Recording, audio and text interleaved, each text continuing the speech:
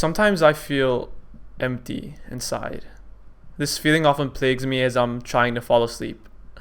Though I feel like I am busy throughout most days, something still kind of bothers me. So I go through my schedule. Wake up very early, check my phone, catch up on new uploads on YouTube for an hour or so, shower, go on YouTube, eat, go on Reddit, maybe get some studying done and get a workout in, have dinner, and watch some more YouTube. This is pretty much my daily schedule throughout quarantine, and I definitely understated how much I went on my phone. A couple things may stand out here, namely the ungodly amount of YouTube that I watch in a day. I always figured that since most of the videos I watch are somewhat educational in nature, I wasn't really wasting my time per se. This really old Chinese philosopher once said, "Watch your thoughts, they become your words. Watch your words, they become your actions. Watch your actions, they become your habits. Your habits become your character, and your character become your destiny." In a world where the distance between you and literally all the information in the world is the distance to your pocket, we face a different kind of challenge. Before the advent of the internet and Wikipedia, exposing yourself to new ideas, facts, and concepts was quite cumbersome and restrictive. Having to go to the library, asking your parents, or reading the few books you had in the house, etc. Where ignorance and superstition might have been the great issues of the past, it is now information overload that burdens us. We have access to a diverse range of worldviews and lifestyles, and can go on YouTube and listen to a conversation between some of the greatest intellectual figures of our generation. YouTube is practically an endless stream of content and entertainment, and it can get pretty overwhelming at times. Now, I'm no scientist, but if I had to guess, our brains weren't built to handle this kind of information overload, and it's easy to get into a sort of analysis paralysis. Life pre-internet had more drawbacks than benefits, undoubtedly. We simply had a narrower worldview due to a lack of options in terms of ideas and media you're exposed to. However, the fact that we had less options really simplified things. You want to watch SpongeBob on TV? Well, too bad. Courage the Cowardly Dog was on. Enjoy your PTSD because that show was pretty fucked up. You want a fair and just society where everyone's basic human liberties are respected? Well, too bad. Here's your daily dose of communism. Okay, I don't know why these examples are so bleak, but my point was sense. Life was way simpler. Incorporating this simplicity to my daily life has definitely benefited me. I'm not saying you should move to North Korea and start a life as a farmer, but picking a few things that you're gonna focus on for the day really reduces decision fatigue. This can be done through a daily schedule or simply making a bullet journal. Gretchen Rubin in the Happiness Project highlighted two types of people: satisficers and maximizers. The former makes decisions on a set criteria, and once they find something, i.e. a hotel, restaurant, a shirt they want to pick, that meets those criteria, they choose it. Maximizers, on the other hand, will look far and wide for the best options that are available to them, and it won't feel easy until they've made the best choice. Now, unsurprisingly, maximizers have been found to be more anxious and less happy in the long run, even though they might have made the better choice. I feel like I fit into the maximizer category, wanting to make the best possible choice whenever I can. One thing I've done to overcome this is by taking the iterative approach, which basically entails just picking something even though it might not be the best choice. If I'm looking for a book, maybe I'll search around for a bit, but the second something grabs my attention, I'll just jump into it. My personal criteria for most things is user reviews, which in the case of books, I'll go on Goodreads and go through a couple reviews, and if the book has reviews of generally 4 or 5 and above, or around that, I'll be like, okay, that's good enough. Your criteria might be different, but whatever floats your boat. The book may turn out to be underwhelming, but it does give you more information about what types of book you like, and you can make a more informed decision in the future. And you also forego the anxiety that comes with indecisiveness. This approach is a practical way to deal with analysis paralysis. Since the pandemic, time feels like it's being sped up for me. The last couple months felt like weeks, honestly.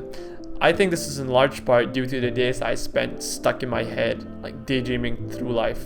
From the second I wake up to the time I go to bed, I'd always be watching or listening to something on YouTube, and I deceived myself into thinking that this was somewhat productive. In reality though, I was completely caught up in thoughts and ideas that I forgot the rest of that dude's saying. Since then, I started being more proactive in life and found that it does wonders for my mental health. To drop another banger of a quote on you, the society that separates its scholars from its warriors will have its thinking done by cowards and its fighting done by fools. The other day, I was watching a TV show by the name of Money Heist, which is actually quite good, and I would recommend to most people.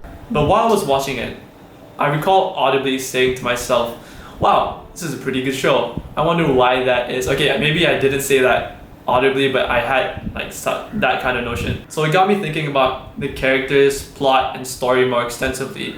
But after a couple minutes of thinking, I started noticing flaws in the story and characters, but whatever, I thought to myself, this is still somewhat entertaining. But then the things I noticed started to bug me more and more, and I went on Reddit to see if anyone else was seeing what I was seeing. The show's subreddit had frequent discussions about every episode, and lo and behold, I found a whole community that not only noticed what I had, but putting out things that I hadn't even noticed that made me go, oh yeah, that's kind of dumb.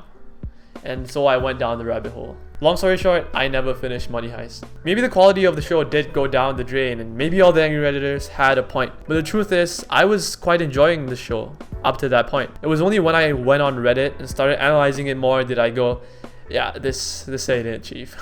Okay, if you're still watching right now, what's up? You're a part of an exclusive group of about 3 people. You're probably wondering what the moral of the story is here, and it's quite simple. Don't go on Reddit. No, it's overanalyzing can really have an effect on your enjoyment, not only of Spanish TV shows, but also life in general. If you're anything like me, you often stop whatever it is you're doing to think about why you're doing it and if it's actually beneficial to your goals in life and your career or future career in my case, and how you could be utilizing this time more effectively and how you're making an impact on the world and why you're on this world and what's the meaning of life. And I can really start thinking, and it's just turtles all the way down. For me, this has been a cause of anxiety for as long as I remember.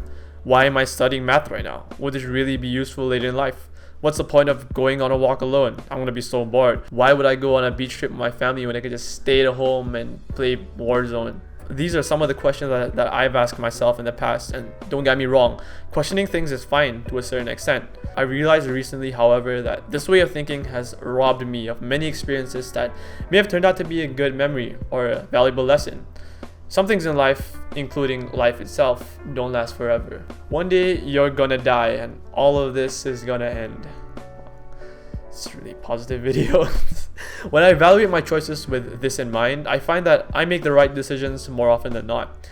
I'm studying math to be more disciplined and to prove that I'm not a complete dumbass. I'm going on a walk to take a breath of fresh air and maybe catch up on my favorite podcast. I'm going on a beach trip with my family because maybe something memorable will happen that I will one day remember and smile instead of staying at home and playing Warzone.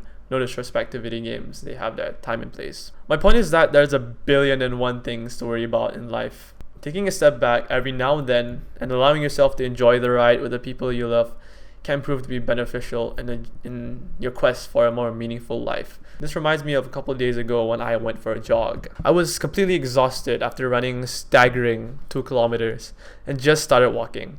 I remember having this odd sense of euphoria as I looked up at the maroon sky as the sun was setting.